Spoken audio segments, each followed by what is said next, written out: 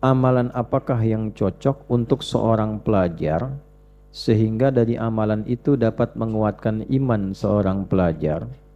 Kemudian dari iman itu dapat membuat seorang pelajar konsisten dalam menuntut ilmu. Jadi begini seorang pelajar.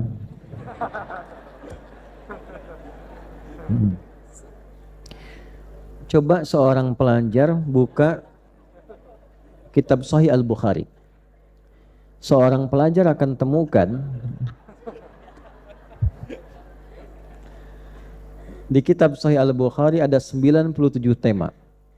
Nanti seorang pelajar buka tema kedua dan ketiga. Tema kedua namanya Kitabul Iman, tema ketiga namanya Kitabul Ilmi. Baik ya? Di Kitabul Iman dijelaskan tentang cara-cara menguatkan iman, nanti di Kitabul Ilmi dipadukan iman itu untuk menguatkan ilmu. Contoh, saya sebutkan misalnya satu. Al-imanu yazidu wa yantaqis. Yazidu bil-ta'ah wa yantaqisu bil-ma'siyah. Atau kama qala sallallahu alaihi wasallam. Iman itu tipikalnya naik turun. Naik dengan ketaatan, bentuknya amal saleh, turun dengan maksiat. Jadi kalau kita konsisten mengerjakan ketaatan, banyak amal saleh, rajin sholat, dilatih dengan puasa, itu iman naik. Jelas?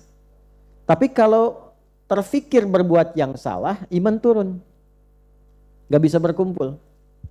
Nanti iman ini kalau sudah naik, sholatnya bagus, Qur'annya bagus, imannya naik, iman inilah yang dipakai untuk menuntut ilmu. Maka ketika ilmu dituntut dengan iman, yang lahir cahaya. Ilmunya langsung sampai ke sini. Ini yang dimaksud Imam Waqi' saat memberi nasihat pada Al-Imam Asy-Syafi'i. Kata Al-Imam Asy-Syafi'i, beliau mengatakan, syakautu waqi'an an su'i hifdhi fanasahani an atrukal ma'asi faqala al-ilmu nurun wa nurullahi la yunzalu ilal 'asi. Aku mengadukan akan kurang bagusnya hafalanku pada guruku Imam Waqi'. Hafalanku hari ini buruk sekali, aku pengen ngadu ke Imam Waqi'. Bu, maaf ya teman-teman Pak, seburuk-buruknya hafalan Imam Syafi'i itu seperti apa sih? Datang ke Imam Malik, mau ngaji, ditanya, apa yang kamu punya? Saya sudah hafal kitab Anda Al-Muwatta. Nah bayangkan, anak kecil, muda, menjelang muda itu, udah hafal Al-Muwatta, ribuan hadis. Terus mengatakan, hafalan saya kurang bagus nih. Apa kata gurunya? Anakku, al-ilmu nurun. Ilmu sejati itu cahaya. Wa nurullahi, sedangkan cahaya Allah itu, nah ilmu sejati itu cahaya dari Allah. Kapan ilmu jadi cahaya dari Allah? Ketika kita beriman pada Allah. Makanya Allah punya sifat al-alim, an-nur. Jadi ilmu itu akan jadi nur, diberikan nur oleh Allah, nurul ilmi, diberikan ilmu yang bercahaya pada jiwanya. Ketika apa? Ketika jiwa ini bersih. La yunzalu ilal 'asi, tidak diberikan pada pelaku maksiat. Di kesimpulan pertama, hendaknya seorang pelajar tadi yang bertanya memperbanyak ketaatan pada Allah, rajin sholat, khususnya tahajud ya.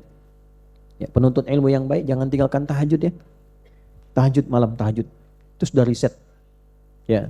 Kedua Al-Quran. Al-Quran itu sudah riset mempertajam dan meningkatkan kecerdasan. Ibu kalau punya anak cucu, saya sarankan yang masih kecil-kecil dekatkan Quran aja, Quran dengan cara apapun. Ya, tapi bukan yang keras sampai dia nggak suka Quran. Jangan mengajar Quran sampai anak itu sungkan atau akhirnya merasa tidak nyaman dengan Quran. Bikin senyamannya. Ya, dengan media apa yang membuat nyaman, yang sesuai syariat. Mukallah. Jelas? Nanti akan berbeda. Kami terapkan di sekolah. Saya bicara ini karena saya pendidik.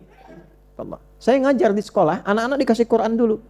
Setelah ada Qurannya, dikasih apa aja gampang Pak. Diajarin paskibra. Baris berbaris yang terukur, bukan sekedar biasa. 30 menit langsung lancar. Ilmu apa aja cepat diserapnya. Anda boleh tanya pada para pengajar di sekolah. Yang di ma'had dan sebagainya. Itu diajarin, ada guru dari KONI ngajar olahraga. Dikasih atletik dengan batas di atas usianya. Itu sampai bingung. Saya kasih yang sulit malah dia kayak gampang. Anak Quran. Cepat, pahamnya itu cepat.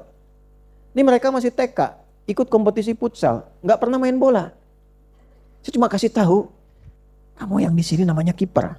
Boleh pakai tangan, kalian pakai kaki, tendang sana sebanyak-banyaknya. Jangan kemasukan. Masuk final, menang 6-2. Ayo berjuang, fisabilillah.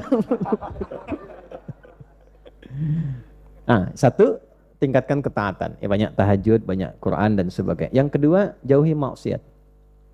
Jauhi maksiat. Itu dua rumusnya, hubungan antara iman dengan apa? Nah, dengan ilmu. Nanti yang ketiga, cari guru-guru punya sifat yang sama. Guru yang soleh dan pintar. Pintar saja tidak soleh, ilmunya nggak berkah. Yang pintar banyak.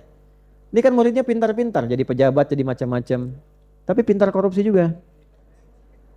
Ya, pintar mencuri juga, pintar menipu juga, karena ilmunya tidak berkah. Yang keempat, makan yang halal, minum yang halal, berpakaian yang halal, supaya jadi cahaya. Ya. Yang kelima, konsisten tersambung dengan Allah dengan membenarkan niat. Innamal a'malu bin. Ya, 5 ini jaga, insya Allah seorang pelajar akan mendapatkan kualitas ilmu yang lebih baik. Wallahu a'lam bis-shawab. Nanti kumpulan itu ada di Quran surah ke-58 ayat 11. Ya ayyuhalladzina amanu, itu imannya. Idza qila lakum tafassahu fil majalis, itu aspek yang keduanya. Fafsahu yafsahillahu lakum wa idza qila syuzufan suzu yarfa'illahu alladzina amanu minkum walladzina utul ilma.